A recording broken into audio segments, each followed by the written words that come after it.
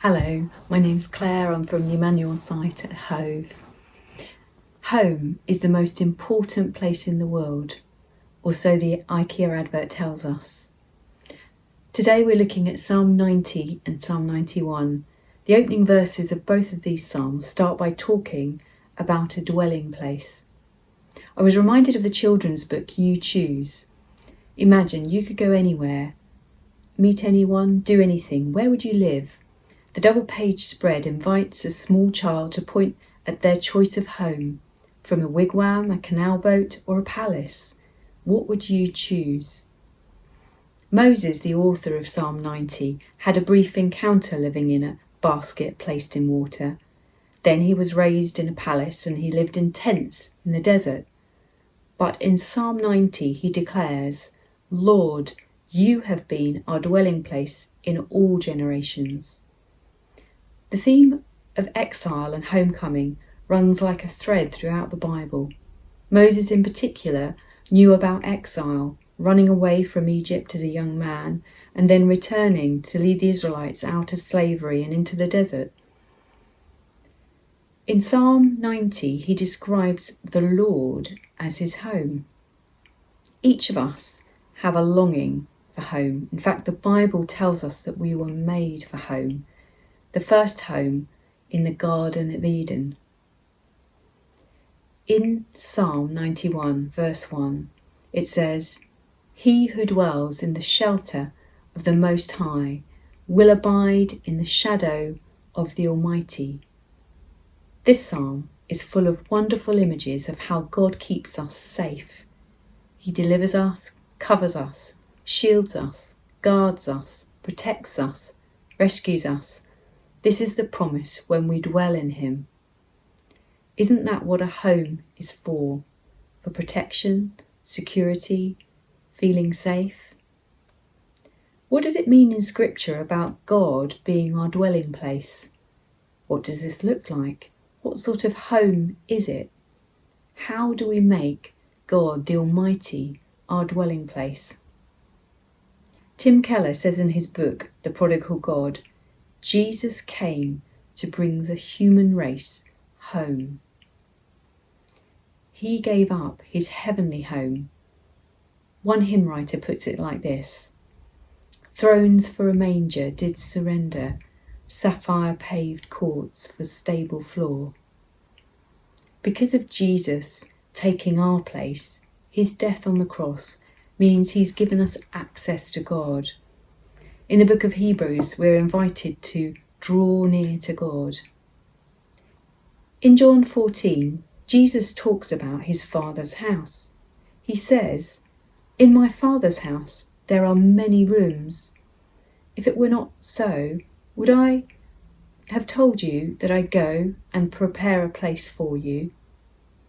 Jesus knew how to dwell with the Father. He prayed a lot. He took himself away from the crowd and spent whole nights with his Father, enjoying his presence.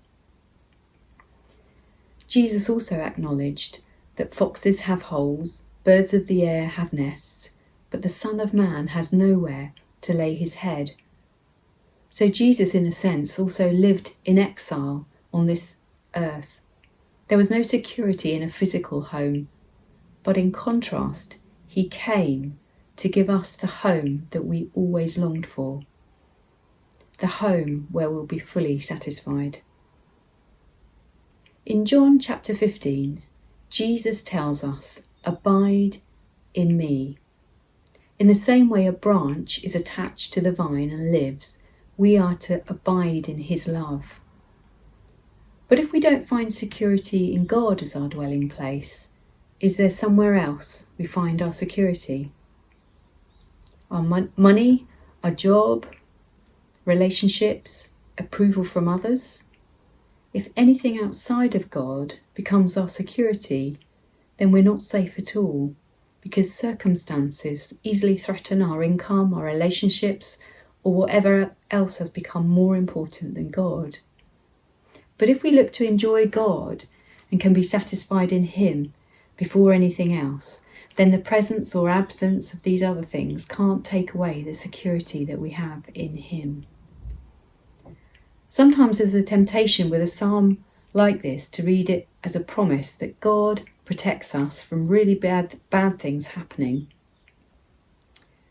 Verses such as verse 10, "No evil shall befall you, no plague come near your tent." What does this mean? Am I protected from illness? But if we read it in this way, we'll end up disappointed and we'll think that God hasn't kept his word. It's important that we read this psalm, or this verse, in context of the whole psalm and the Bible.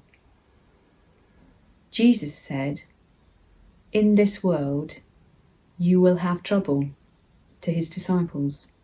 And again in Psalm 91 later, there are plenty of examples of danger all around. In verse 15 it says, "When he calls to me, I will answer him, and I will be with him in trouble." And that's the promise, he will be with us. It's not the absence of trouble, but God's protection in and through the trouble.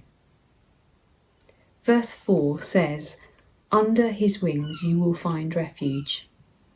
The imagery here is one of a mother bird protecting her young. We find Jesus when he enters Jerusalem expressing the same longing to gather to himself the lost children of Israel as a hen gathers her brood under her wings. He wants to bring you in close. He wants to show such compassion. Let me encourage you today, whether you're facing trouble or not, to draw close to God through Jesus, to learn and taste and experience the joy that will be ours everlasting one day, and to find your security in him, and to discover what Moses declared, "O Lord, you are our dwelling place."